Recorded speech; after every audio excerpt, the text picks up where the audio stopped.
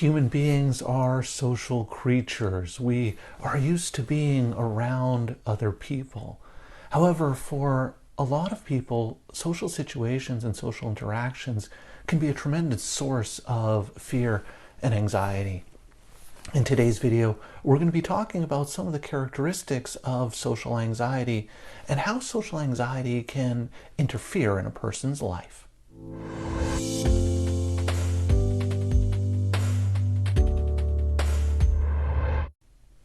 Hi everyone. In today's video, we're going to be talking about social anxiety, which is one of the most common anxiety disorders. And we're going to talk about some of the characteristics of social anxiety and some of the ways in which social anxiety can interfere in a person's life. But before I get into that, just a couple of disclaimers to go over. I'm a registered psychologist in the province of British Columbia, Canada, and this video is for informational purposes only. It is not intended as a substitute or replacement for advice from your doctor or mental health professional. Now, with those things out of the way, let's start talking about social anxiety, which at its core is an intense fear or anxiety about social situations. Now, the thing about social anxiety is it tends to fall into sort of two broad categories of social situations that people feel anxious about. So the first is what we call performance situations. So any situations in which you might be observed by other people. So things like public speaking, so formal public speaking, but also public speaking in sort of classes, participating in meetings at work or in school, performing in public, things like acting or even engaging in sports. It can also be something as subtle or as simple as entering a room where other people are seated, and that can be a source of tremendous anxiety. Essentially, these types of situations are situations in which you feel that other people's attention is directed towards you. Now, the other category of social interactions that make people anxious, or that can make people anxious who have social anxiety, are interpersonal interactions. So things like meeting new people, meeting people who you don't know, who don't know you. It can be attending parties, dating situations, but also things like expressing opinions, expressing how you feel or what you think about. Being assertive, telling people, no, I don't want to do that, or asking someone to change their behavior. It could be something as simple as even returning something to a store, returning an item that you purchased to a store. So these types of social situations, either performance or these interpersonal interactions, can cause a lot of anxiety for a person with social anxiety. Now, the important thing to recognize is that social anxiety isn't a global issue. So it's not that it interferes with all aspects of social functioning. So for some people with social anxiety, they're fine with interacting with their friends or meeting new people, but they hate public speaking situations. They can work fine with coworkers, but they hate talking or speaking up in a meeting. So social anxiety doesn't have to be this global sort of anxiety about every type of social situation. It can be specific to particular types of socializing or social interactions. Now, some of the fears in social anxiety, so there's sort of some really common fears that people will experience with social anxiety, and a lot of them center around other people perceiving them or judging them as being anxious, noticing that they're anxious, or being perceived as weak or boring or unlikable, or that other people will evaluate me or think that I'm kind of weird or unusual. Other concerns in social anxiety is that the person will act or appear in a way that actually shows their anxiety through things like blushing or trembling or their hands shaking, or that other people will notice that they're sweating, and that other people will notice these things and then judge them negatively. And for some people with social anxiety, their main concern is that they're going to do or say something that's going to offend the other person, and as a result, they're going to be rejected. So you have these different types of fears that people will have with social anxiety.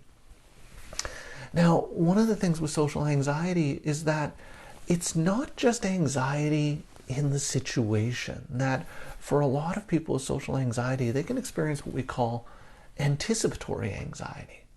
And what anticipatory anxiety is this anticipation and worry about an upcoming social event. So if I've been invited to a party, for example, I may spend the weeks leading up to that party worrying about that party, getting really anxious and nervous and imagining all of the things that are going to happen and how that party is going to go really poorly.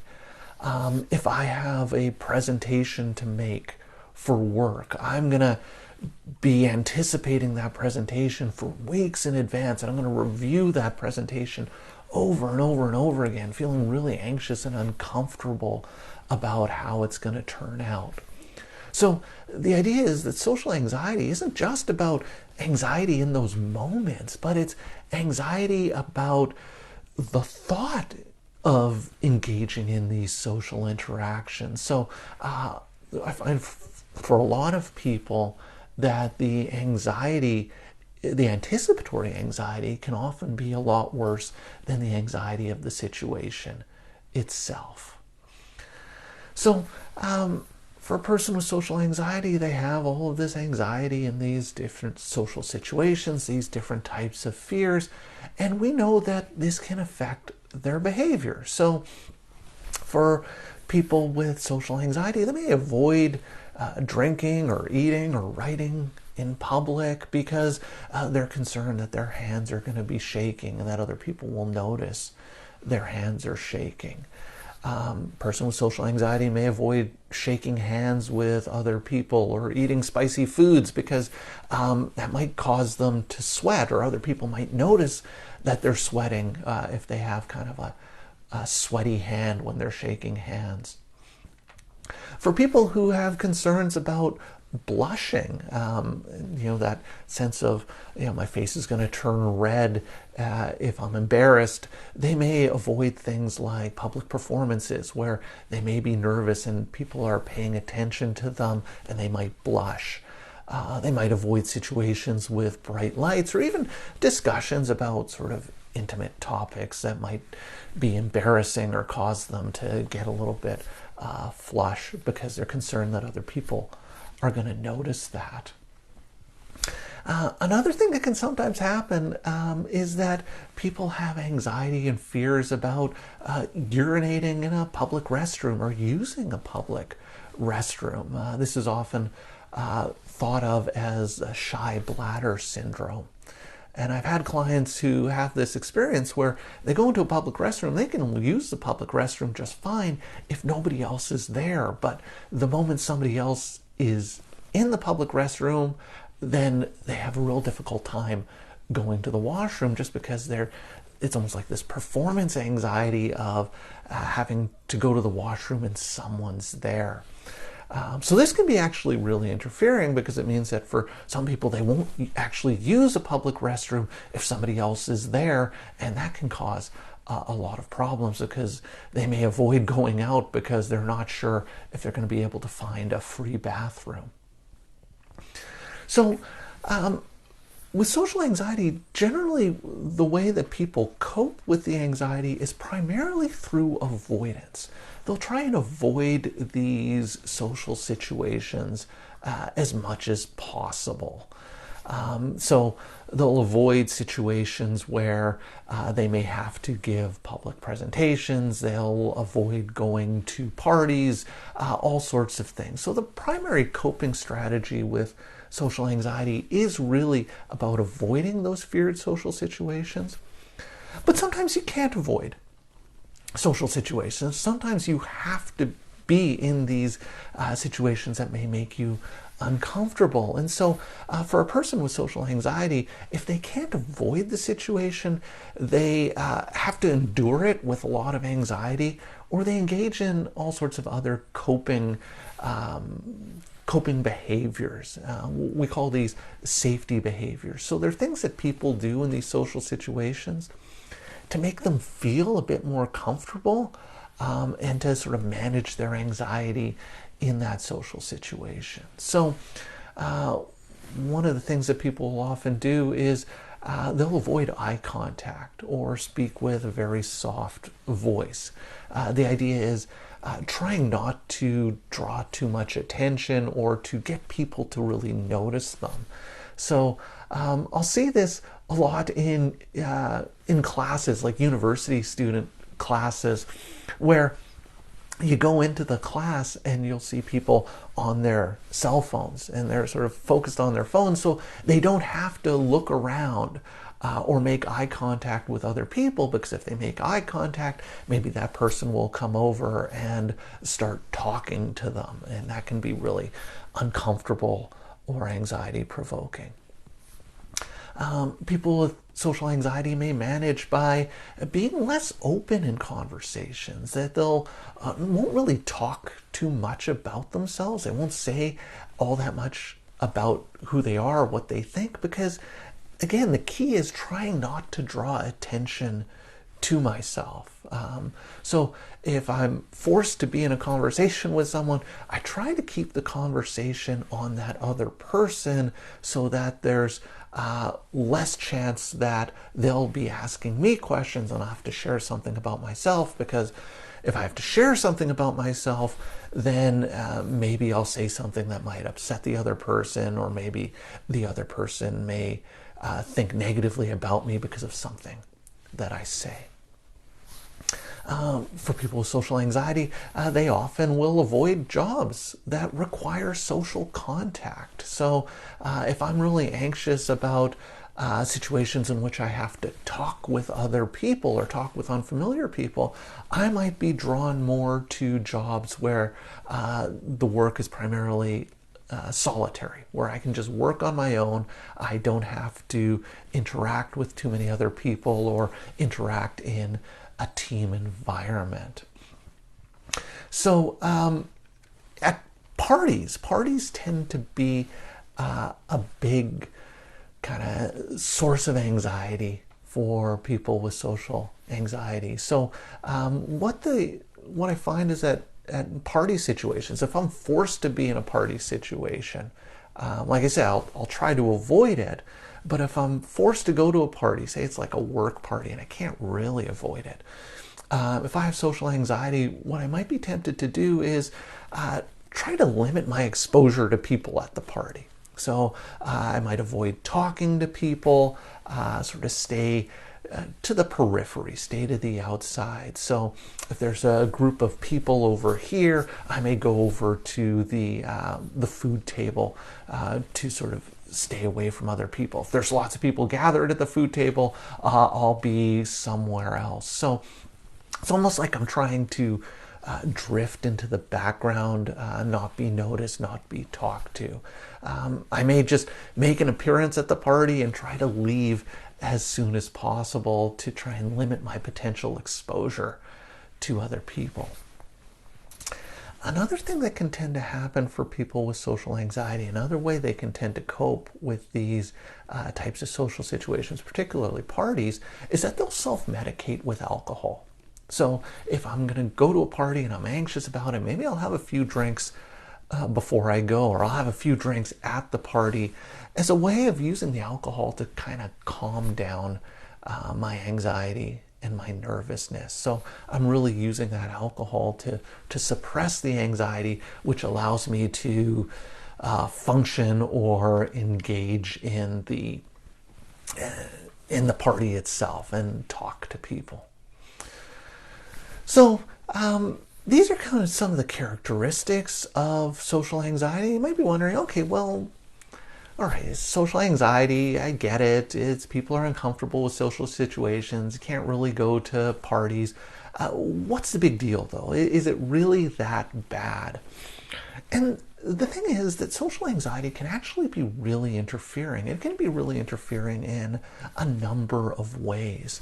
One of which is that it can limit a person's work or career attainment. So if you can imagine, if I'm really nervous about being evaluated, if I'm really nervous about talking to new people, imagine how that's going to affect my performance in a job interview. So I might come across as lacking confidence, nervous, uncomfortable. That may not come across well to interviewers or people who are evaluating whether or not I'd be a good fit for their company.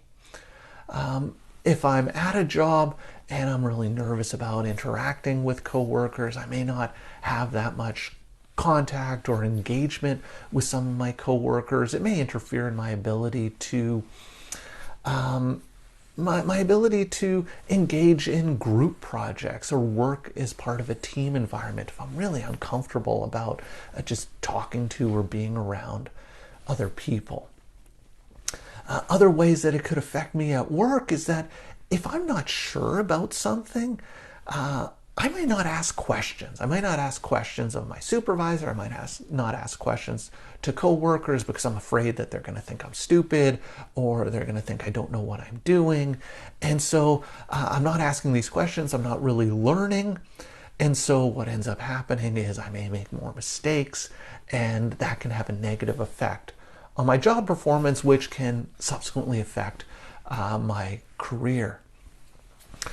Obviously, I might avoid certain types of jobs. If I'm anxious about public speaking, I may avoid jobs in which I have to engage in a lot of presentations. If I'm anxious about talking to unfamiliar people, well, I may avoid jobs where I have to do sales, for example, and I have to talk to and engage with and be really engaged with other people and strangers. One of the other things that I've come across with people with social anxiety is they may actually do really well in their jobs. They may actually perform quite well in their jobs, but they'll be offered a promotion and they'll refuse the promotion, not because they can't do it, but because the promotion often comes with increased responsibilities, maybe having to manage people, maybe having to engage in more social interactions, or the potential of having to engage in more social interactions, which can then be really quite distressing or anxiety provoking. And so I may just limit my potential in a company, limit my potential engagement with a promotion because I'm comfortable with my job the way it is, and I don't want to have a job where I might have to interact with others.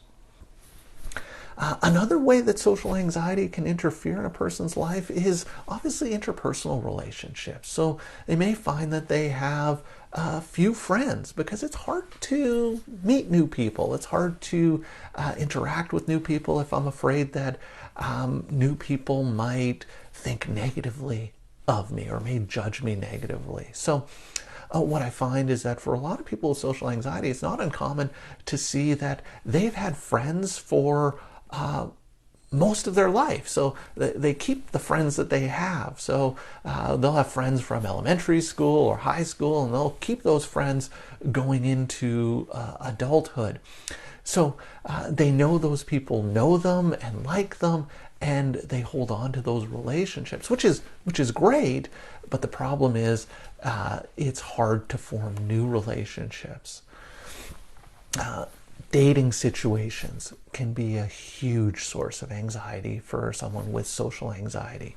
I mean, if you think about what goes into dating, I'm meeting a new person, I'm having to talk about myself, they're focused on me, and I have to make a good impression so that this person will want to go on another date with me.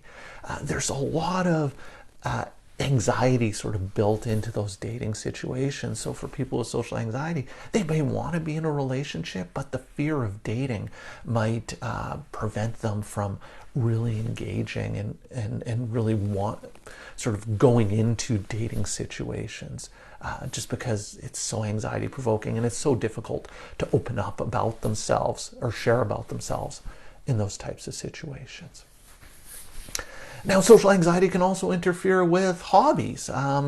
People may want to sort of engage in, say, a painting class or a photography group, but the thought of having to talk to other people or be around other people or be in situations where people may judge my work, that can cause a lot of anxiety or distress. And so even though I want to engage in these things, I may stick to more solitary activities that I can just do on my own and not have other people around. I may avoid situations where I have to be involved with other people. So for example, sports. For some people with social anxiety, they'll avoid sports, engaging in team sports where I have to work with other people or interact with other people because of fear of judgment, but also that fear of performance that other people might notice. And if I screw up or I make a mistake, everyone's attention will be drawn towards me and they'll think negatively about me. And then there's the day-to-day impact that social anxiety can have on a person. So something as simple as like grocery shopping and buying groceries can be anxiety provoking for someone with social anxiety because I have to go and maybe there's someone else getting some produce and I have to excuse me if I have to get near the produce and they're in the way. It could be that I'm just really uncomfortable even just talking to the checkout person.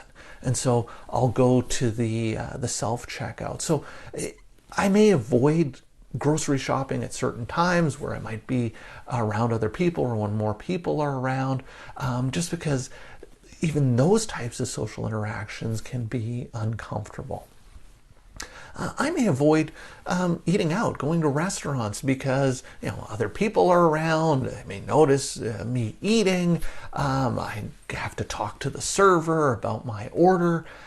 You know what? It's just too much. It's too anxiety provoking. I'll just stay home or I'll order in. And now sometimes people with social anxiety get even uncomfortable about going to new or unfamiliar places because what would happen if I wasn't sure where I'm going or I wasn't sure exactly where it was that I needed to be, and what if I would have to ask for directions if I'm lost? And so even something like that can be really uncomfortable or distressing for someone. So you know what, I'll just stick to places I know so that I